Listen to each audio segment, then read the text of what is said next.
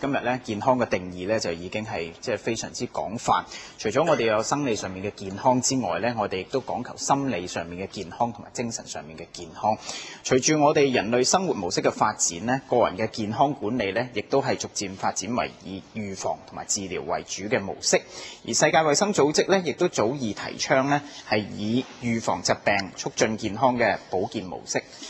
我認為咧，健康咧唔單止係醫療衛生政策呢個範疇，社會其他嘅政策咧，其實同我哋嘅健康咧，亦都係息息相關嘅。主席，我舉個例子咧，就係我哋經常感受到嘅，我哋香港嘅空氣質素嘅問題、食物安全嘅問題，呢啲咧都係直接地咧係影響到我哋市民嘅健康，但係咧，並唔係喺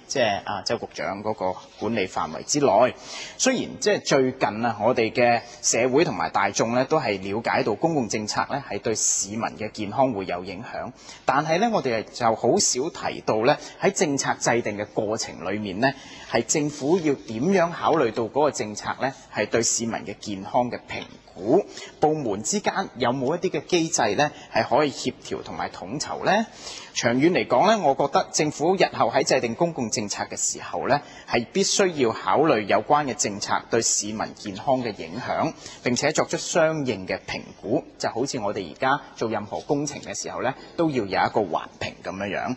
而喺現時嘅制度裏面咧，最好同埋最有效益地去改善市民整體健康嘅方法，就係發展基層醫療嘅服務。主席。